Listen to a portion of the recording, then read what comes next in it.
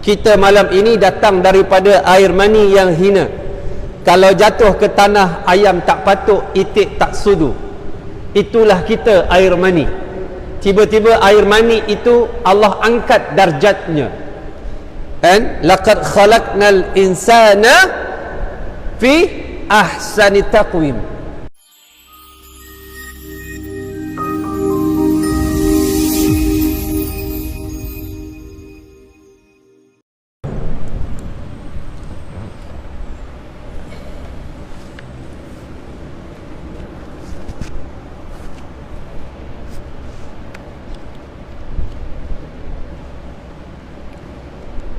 Assalamualaikum warahmatullahi ta'ala wabarakatuh. A'udzu billahi as-sami'il alim minasy syaithanir rajim.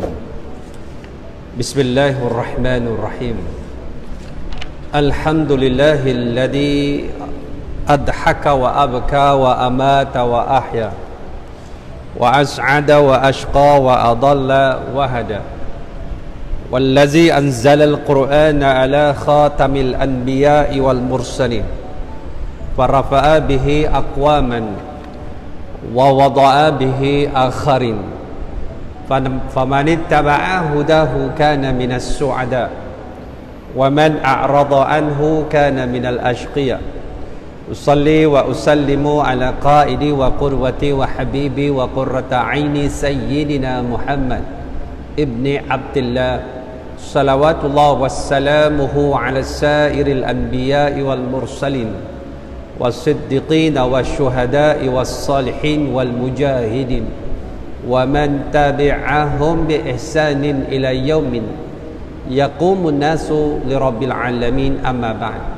Allahumma aslih qulubana wa azil uyubana wa tawallana bil husna wa zayyinna bit taqwa wajma' lana khairal akhirati wal ula warzuqna ta'ataka ma anqaitana.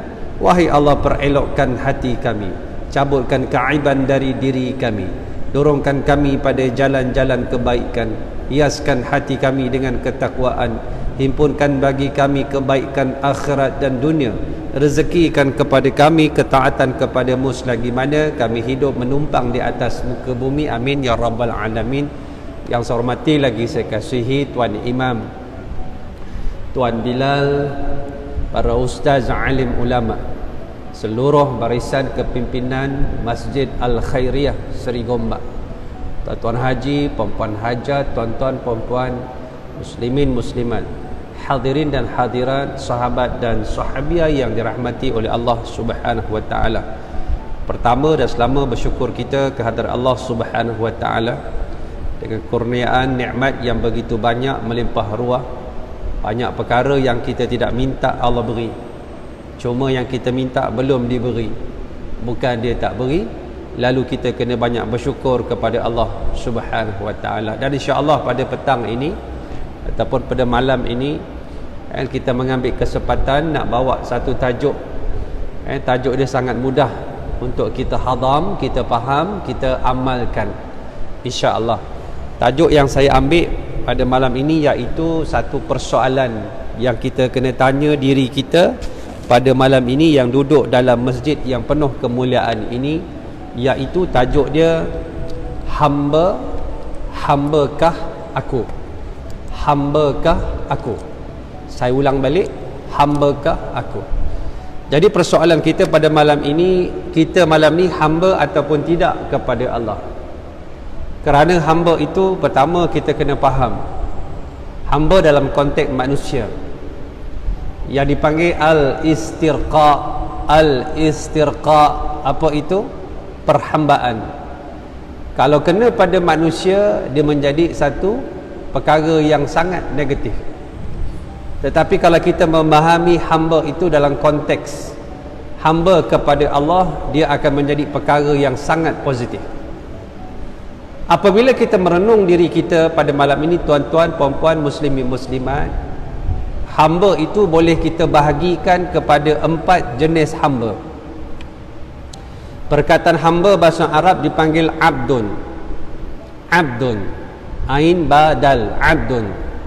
Kalau jamak dipanggil ibadun. ibadun, ain ba alif dal, ibadun. Dari perkataan Arab ataupun kita kata masdar ataupun sumber kata pokoknya ain badal abada ya'budu ibadatan, ibadatan ataupun ubudiyah, ubudiyah dan pengabdian. Sebab itu perkataan ibadah atau orang Melayu panggil ibadat, ibadat, ibadat itu bahasa Arab. Dari perkataan abada ya'budu ibadatan, iaitu satu perkataan yang membawa maksud iaitu mengabdi. Dalam ayat Quran banyak kita lihat perkataan hamba, kalau kita terjemahkan dalam arti kata pemahaman manusia, dia menjadi satu perkara yang sangat negatif. Dulu, satu masa dulu, kalau tuan-tuan masih ingat, ada cerita, nama dia, tajuk dia, dulu-dulu, zaman dululah, long time ago, once upon a time lah. Tajuk dia ROOT, root, ingat? Kunta Kinte. Ke tak ingat? Tuan-tuan baca Quran je, Alhamdulillah. Kunta Kinte. Kisah bagaimana orang-orang putih mengambil orang-orang Afrika, orang-orang daripada benua Afrika, orang-orang kulit hitam, dibawanya ke Amerika Syarikat sebagai hamba. Dirantai leher, dirantai kaki, diheret, diperlakukan dengan begitu dahsyat, sekonyong-konyongnya, dibunuh, tidak ada nilai, tidak ada nilai, sehingga timbul satu term yang dipanggil dasar apartheid. Dasar apartheid yang diamalkan di South Africa, yang mana telah dimansuhkan pada tahun 1995 oleh Nelson Mandela. Nelson Mandela. Dan Nelson Mandela ini dipenjarakan di sebuah pulau dekat dengan Cape Town kerana perjuangan menentang dasar yang apartheid ini, dasar yang menindas manusia ini dengan jumlah 30 tahun lamanya. Dan dia dipenjarakan di sebuah pulau di Cape Town. Saya dah sampai dah tempat tu. Nak sebutnya bagaimana perjuangan menentang satu perkara yang tidak adil. Apabila kita melihat perkataan hamba itu satu benda yang negatif, tetapi dia akan jadi satu perkara yang cukup positif bila kita memahami perkataan abdun itu. Pada umumnya abdun itu hamba, tetapi kalau kita sandarkan abdun itu kepada benda yang negatif, dipanggil abdul mali, hamba kepada harta. Abdun nafs, hamba kepada nafsu. Tetapi abdun kalau kita letak di belakangnya kalimah lafzul jalalah, Abdullah, hamba kepada Allah.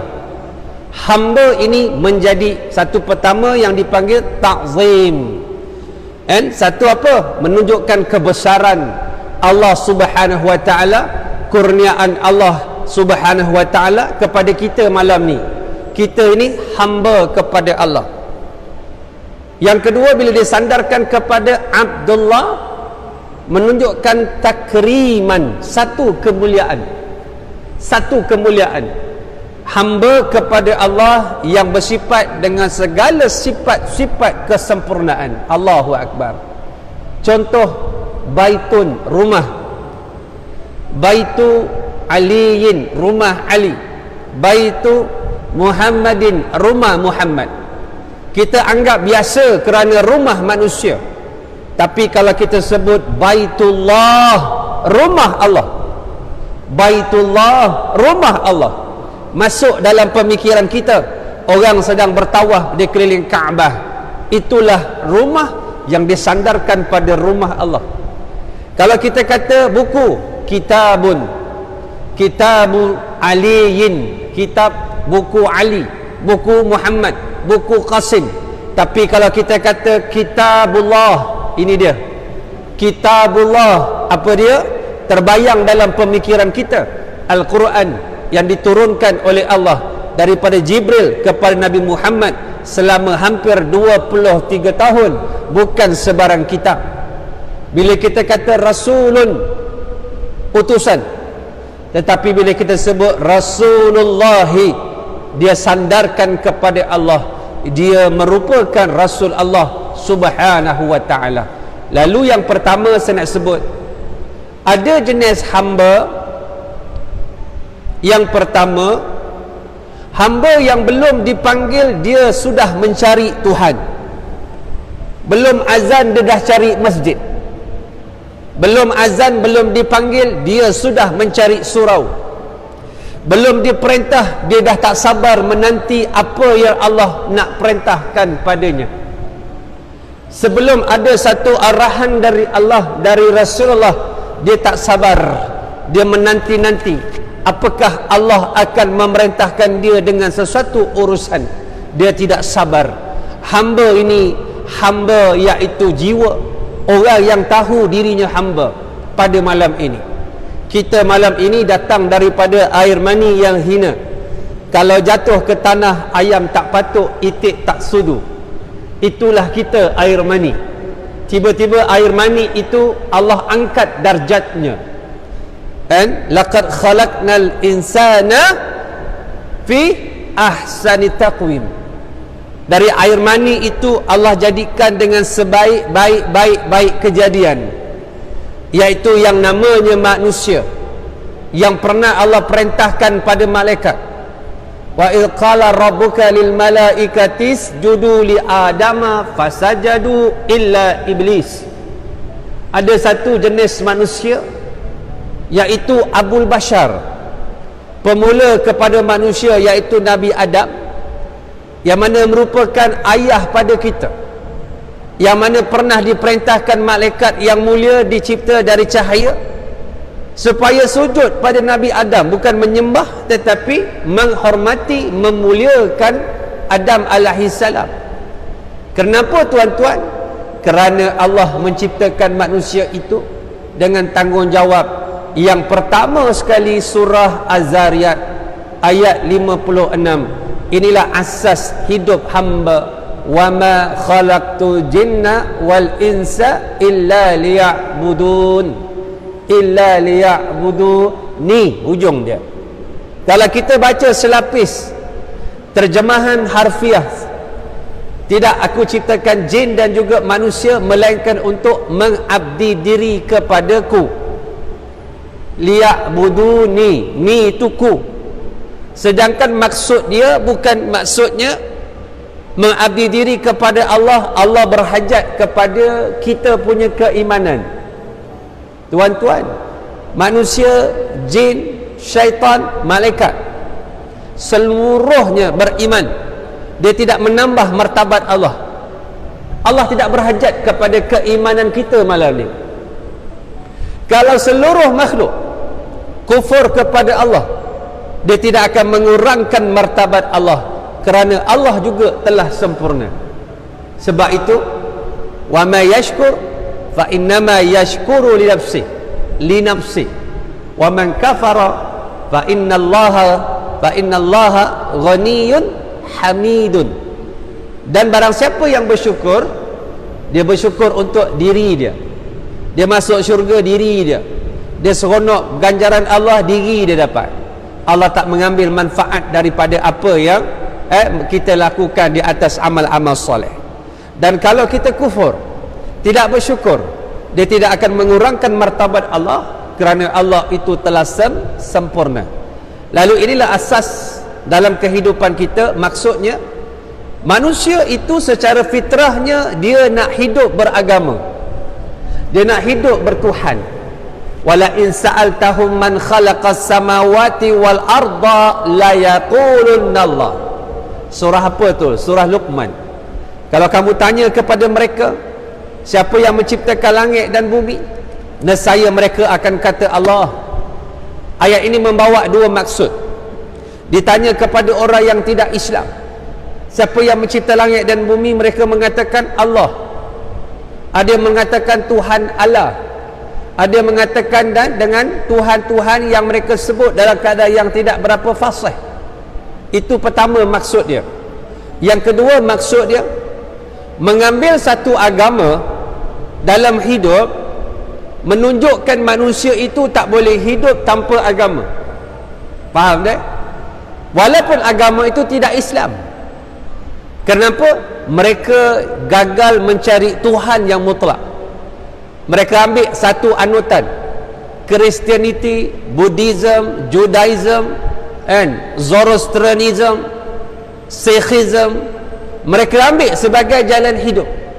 Termasuk orang yang duduk dekat hutan, mereka ada agama animismah, menyembah dewa-dewa, menyembah roh-roh.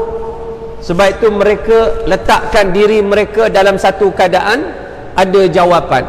Sebab itu dalam kehidupan kita ada benda yang kita tak boleh jawab, tuan-tuan, puan-puan, muslimin, muslimat. Kita sayang keluarga kita mati, kita tak nak sakit-sakit, kita nak anak kita dapat A, dapat F. Apa jawapan bagi perkara-perkara ini? Lalu bagi orang Islam dia ada qada dan qadar.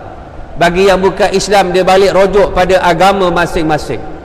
Bagi orang yang duduk dalam hutan kaki dia bengkak, bila tanya kenapa bengkak, tadi dia kata kencing kat busut, dewa marah, tu kaki bengkak. Bagi orang yang tak ada agama, dia nak sandarkan pada apa, tuan-tuan? Tak ada agama. Sebab itu negara paling banyak kes bunuh diri ialah negara-negara yang maju.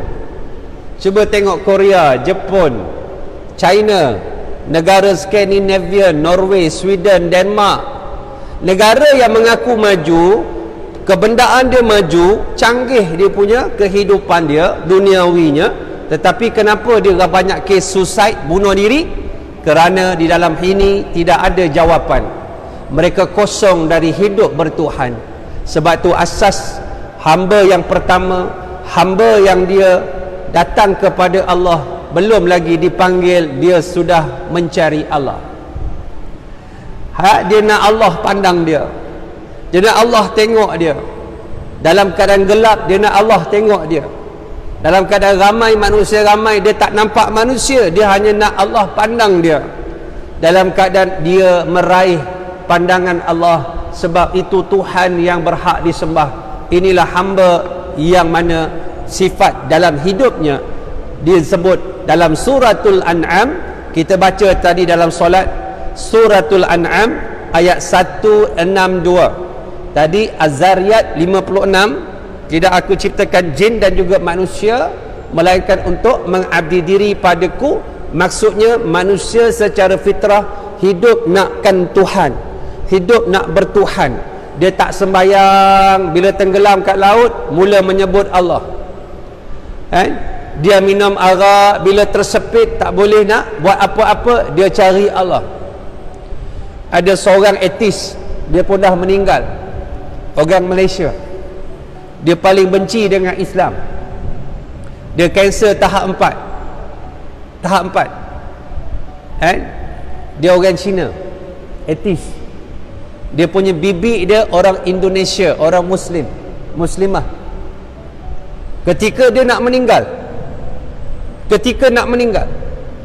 dia minta dia punya bibi dia ajar dia mengucap.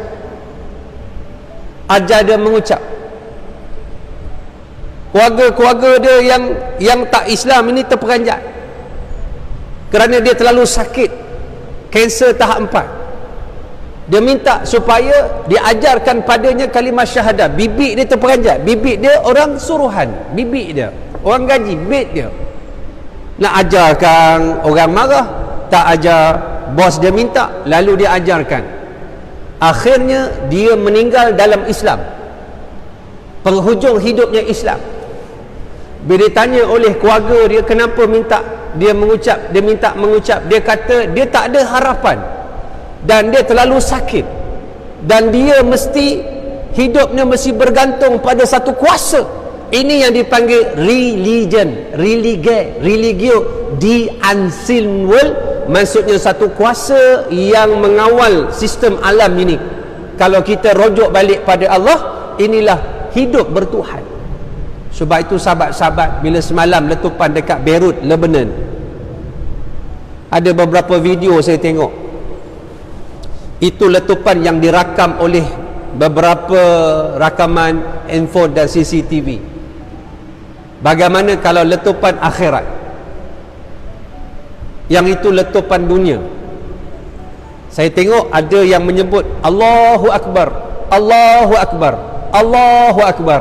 Manusia ni kemuncak penderhakaan dia kepada Allah, apabila dia tersepit, dia akan cari Tuhan.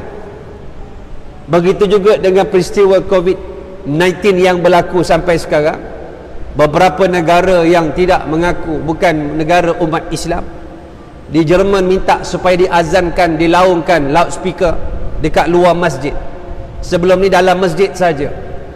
Di Itali, orang-orang Islam solat, orang bukan Islam ikut solat dalam keadaan tertekan ketika mana sempit. Asas manusia, dia tak boleh hidup tanpa Tuhan. Orang ada agama ni tenang tuan-tuan. Ada orang anak dia peksa kan, UPSR 5 anak dia dapat 4A 1B. Dia marah saya, dia kata, "Ustaz, kenapa anak saya 4A 1B Ustaz?" Kan? Kenapa Ustaz? Sebab percubaan dia 5A. Dia marah kita. Yang dimarahnya kita, bukan anak dia, kita. Kenapa Ustaz? Tapi saya ada sahabat saya, dia seorang pensyarah. Anak dia ambil UPSR, tak ada A. Kita saja berbual dengan dia, saya tanya dia, macam mana anak periksa? Alhamdulillah Ustaz, saya pergi ambil result anak saya tu lewat Ustaz, A dah habis. Dia tenang tuan-tuan. Tetapi dia sandarkan pada satu perkataan, dia kata, walaupun anak saya Ustaz tak ada A, tapi dia solat tak payah suruh, Quran tak payah suruh, dia baca surah-surah panjang dia hafal. Kalau saya mati senang saya Ustaz, sebab dia ada asas kehidupan. Dalam kehidupan dia ada agama. Subhanallah. Ini pandangan. Yang kedua saya nak sebut, ada yang kedua jenis hamba. Tadi yang saya nak sebut ialah ayat Qul innas salati wa nusuki wa mahyaya wa mamati lillahi rabbil alamin, suratul An'am ayat 162. Kita baca dalam solat tu tadi, dalam doa iftitah. Sebelum kita membaca surah Al-Fatihah, kita baca dengan satu doa iftitah. Iftitah maksud dia apa? Iftitah, pembukaan. Hukum dia sunat, tak baca tak apa, tapi lepas dia wajib, sebab dia rukun. Dalam mazhab Syafi'i, la salata liman lam yaqra bi fatihatil kitabi fi shalah. Tidak ada solat bagi orang yang tidak membaca Al-Fatihah dalam solatnya, dan dia rukun dalam solat dalam mazhab kita. Dalam mazhab Hanafi sah solat tapi tak sempurna. Mazhab kita kalau tak baca Fatihah langsung tak sah. Tapi sebelum dari Fatihah, kita membaca satu doa iftitah, pembukaan. Kita baca innas salati wa nusuki wa mahyaya wa mamati lillahi rabbil alamin. Sesungguhnya ya Allah, solat aku, ibadah aku. Disebut ibadah, betul? Ibadah, betul? Ibadah ya'budu ibadatan. Disebut tentang mengabdi diri. Sesungguhnya solat aku, mengabdi diri aku, hidup aku dan mati aku, masuk kubur pun aku hamba padamu ya Allah. Ini ikrar kita. Maknanya hamba yang mana dia mengaku, dia mencari pandangan Allah sebelum lagi dipanggil. Yang kedua, hamba yang jenis, ada hamba yang dipanggil baru dia datang menghadap Tuhan. Dipanggil baru dia datang menghadap Allah Subhanahu wa ta'ala. Allah Subhanahu wa ta'ala menyebut dalam surah An-Nur ayat 51. Surah An-Nur ayat 51, innama kana qaulul mu'minina idza du'u ila Allahi wa rasulihi liyahkuma bainahum an yaqulu sami'na wa ata'na wa ulaika humul muflihun. Apa Allah sebut dalam surah An-Nur ayat 51? Dan sesungguh-sungguhnya perkataan orang-orang yang beriman, idza du'u, sekiranya dipanggil oleh Allah dan Rasulnya untuk melaksanakan hukum Allah di kalangan mereka, lalu mereka berkata sami'na wa ata'na, kami dengar dan kami taat. Dipanggil barulah dia menyahut. Ini jenis hamba yang kedua. Secara umumnya orang-orang yang beriman, apabila dia dipanggil oleh Allah, dalam surah As-Sajdah disebutkan lagi ayat ke-15. InsyaAllah hari Jumaat subuh Pak Imam akan membaca ayat ini. Kita jumpa ayat yang ke-15. Allah menyebut innama yu'minu bi ayatina alladhina idza dzukkiru biha kharru sujadan wasabbahu bihamdi rabbihim wa hum la yastakbirun. Dan sesungguh-sungguhnya orang yang beriman itu beriman kepada ayat-ayat kami, sekiranya mereka dibacakan, diingatkan tentang ayat kami, perintah kami, Al-Quran kami, nasihat kami, apa sifat dia? Kharru sujadan, menyungkur sujud. Bukan disungkurkan, bukan tersungkur, tetapi menyungkur. Bila dengar terus sungkur, dengar sungkur, dengar sujud, sami'na wa ata'na, dengar dan patuh. Dan mereka itu bertasbih memuji Allah, dan mereka tidak menyombong diri. Apa sifat dia lagi? Tatajafa junubuhum anil madaji'i yad'una rabbahum khaufan wa tama'an wa mimma razaqnahum yunfiqun. Tatajafa junubuhum, punggung-punggung orang beriman jauh dari tempat tidur. Junub ini ialah tempat tidur. Dia punya punggung dia jauh daripada tempat tidur. Tuan-tuan faham tak maksud dia? Orang beriman ini tidurnya sedikit. Kalau kita sikit-sikit tidur kan? Kalau kuliah mesti tidur, bila tidur mesti kuliah. Itu kita.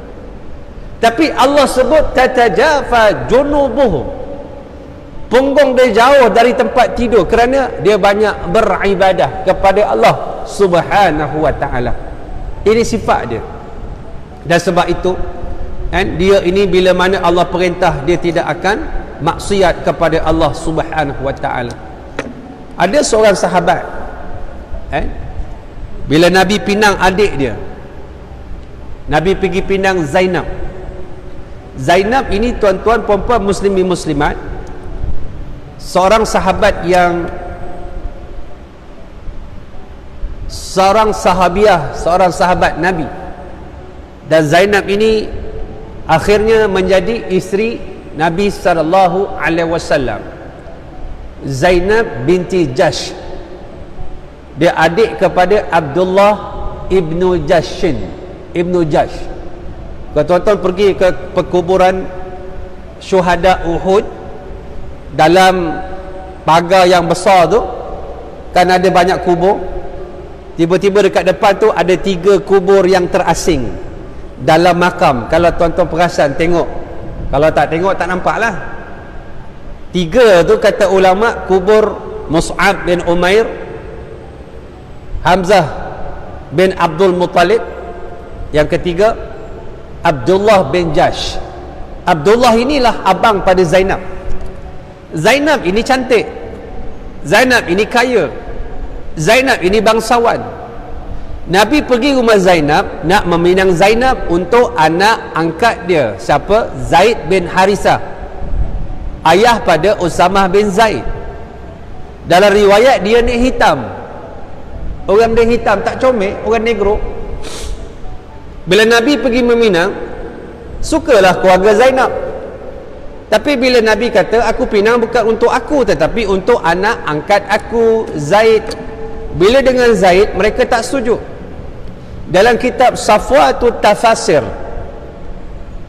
disebutkan perkataan daripada Abdullah bin Jahsh, hal nuzawwijuha bil'am, adakah kami nak kahwinkan Zainab ini dengan hamba hitam? Nabi kata tak apalah, tak setuju. Bila keluar Nabi balik, Zainab pun keluar. Tadi dengar suara Rasulullah, ya Nabi nak apa? Nabi nak pinang kau. Habis setuju tak abang? Tak setuju, bukan untuk dia, tapi anak angkat dia hitam. Lalu kata Zainab yang beriman, Zainab yang soleha, Nabi dia takkan cakap melainkan wahyu daripada Allah. Kalau kita tolak kata-kata Nabi, kita ini sudah menderhaka kepada Rasulullah sallallahu alaihi wasallam. Lalu abang dia balik kejar Rasulullah, terima pinangan Rasulullah sallallahu alaihi wasallam.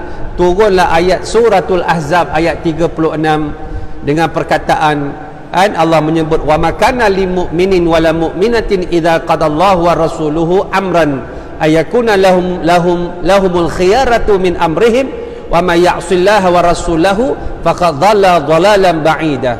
Tidak ada laki-laki yang beriman, perempuan yang beriman, apabila telah diputuskan oleh Allah dan Rasulnya satu keputusan, tiba-tiba dia ada pendapat lain membelakangi pendapat Rasulullah dan juga pendapat Allah dan Rasulullah. Kalau sesiapa yang maksiat, yang dia ada pendapat lain daripada Allah dan Rasulnya, sesungguhnya dia telah sesat yang sangat nyata. Turun ayat ini suratul Ahzab ayat 36. Kalau tuan-tuan tengok, ayat ini tentang meminang, tentang cerita dia tentang Nabi pergi meminang. Kita anggap perkara ni perkara peribadi, tetapi rupanya dia ada hubung kait dengan iman. Sebab tu orang yang beriman, wa makana li mu'minin wala mu'minatin idza qadallahu wa rasuluhu amran. Tidak ada laki-laki yang beriman, perempuan yang beriman, bila telah diputuskan oleh Allah satu keputusan, dia ada pendapat lain. Maknanya orang beriman ini sami'na wa ata'na. Yang ketiga, ringkas, ada hamba yang Allah uji baru dia ingat Allah. Ada hamba yang Allah uji baru dia ingat Allah. Ada. Yang ketiga, alladzina idza asabathum musibatun qalu inna lillahi wa inna ilaihi raji'un. Dan ada pun mereka yang apabila ditimpakan dengan satu musibatun, satu musibah, satu wabak, satu malapetaka, baru nak ingat Allah. Bila mana demam, baru fikir nak solat. Bila tak boleh pergi masjid, baru nak ingat masjid. Bila masjid buka, tak mari masjid juga. Ada orang yang ni, jenis dia ni perlu diketuk baru dia ingat Allah. Saya ustaz kaya, satu hari saya keluar rumah dengan kereta sport saya. Saya kaya ustaz, apa nak kat dunia saya beli. Saya keluar rumah dengan kereta sport saya. Saya tak ingat apa-apa ustaz, sehinggalah saya buka mata, saya atas katil hospital, kaki saya lumpuh, saya tak boleh jalan dah. Rupanya dia koma 6 bulan tuan-tuan. 6 bulan koma, accident, brain death, otak mati. Nak kata hidup dia mati, nak kata mati dia mati. Dia tak ada, dia koma tuan-tuan, berwaya-waya, berbulan-bulan. Sebab tu dalam majma' fiqh sedunia, fiqh sedunia 1987 di Amman, Jordan, jadi ulama berbincang tentang hukum orang yang mati otak ni, brain death, koma ni, nak bagi dia hidup ataupun nak cabut mesin alat bantuan hayat. Apakah hukum? Cabut tu haram ke? Cabut tu harus ke? Diperbincangkan. Tanda-tanda kematian pada pandangan Islam apa? Pada pandangan sains apa? Pada pandangan manusia apa? Dikira macam-macam. Akhir dirumuskan, ada satu istilah dipanggil brain death, otak mati. Hari terakhir bila doktor nak cabut, isteri dia kata apa? Dia kata, isteri dia kata, doktor bagi saya 1 hari, saya minta tangguh 1 hari. Lalu doktor bagi 1 hari. Di hari terakhir suami dia bangun sedar, suami dia hidup. Setelah 6 bulan dia koma, dan suami dia kata, alhamdulillah, walaupun saya lumpuh sekarang, saya dah solat dah ustaz, saya dah solat. Adakah kita perlu Allah bagikan pada kita amaran-amaran, balak-balak, ujian-ujian, baru kita nak kenal Tuhan, baru nak kenal Allah, baru nak sebut nama Allah ketika mana kita ditimpakan ujian? Kerana ini yang disebutkan dalam surah Al-Baqarah 156. Bila kena ujian, dia kata qalu inna lillahi wa inna ilaihi raji'un. Sesungguhnya kami ini milik Allah, dan kepada Allah kami akan dikembalikan. baru kita sedar hidup kita ada Tuhan, baru kita sedar hidup kita nak balik kepada Allah Subhanahu wa ta'ala. Sebab itu bila Allah uji kita, manusia akan terbahagi kepada dua golongan. Semakin taat, semakin maksiat. Semakin beriman, semakin kufur. Semakin baik, semakin jahat. Ada bukti dia? Ada, ustaz. Ada. Allah sebut dalam Suratul An'am ayat 43. Falaula iz ja'ahum ba'suna tadarra'u walakin qasat qulubuhum wa zayyana lahumus syaitanu ma kanu ya'malun. Dan alangkah baiknya, kata Allah, apabila datang kepada mereka itu ujian dari Allah, mereka itu merendah diri, tadarra'u. Bila Allah datangkan ujian, kita ni muhasabah diri kita. Apa agaknya dosa kita ni sampai tak boleh pergi haji, sampai tak boleh pergi umrah, sampai tak boleh pergi masjid. Apa dosa kita ni? Apa dosa kita ni? Kita muhasabah. Kita mula melihat-lihat kalau melakukan maksiat. Lalu kita ni bila Allah tegur, kita ingat balik. Tetapi kata Allah, ada golongan keempat. Jenis hamba yang diberikan bala, dia semakin kurang hajar. Walakin qasat qulubuhum, hati dia semakin keras, semakin keras, semakin keras. Kerana apa? Wa zayyana lahumus syaitan, dan syaitan telah menghiaskan dalam amalan dia bahawa dia ini orang yang melihat maksiat yang dibuat itu, dia nampak benda itu benda yang baik. Bila mana buat baik dia rasa berat. Bila dengar kuliah mula mengantuk. Pak Imam sebut Assalamualaikum warahmatullahi wabarakatuh. Kalau imam baca surah, dia suka imam baca surah Inna a'tainakal kausar, dia suka.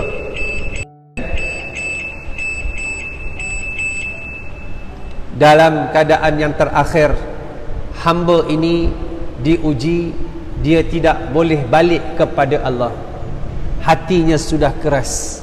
Wa na'udzu billahi min dzalik.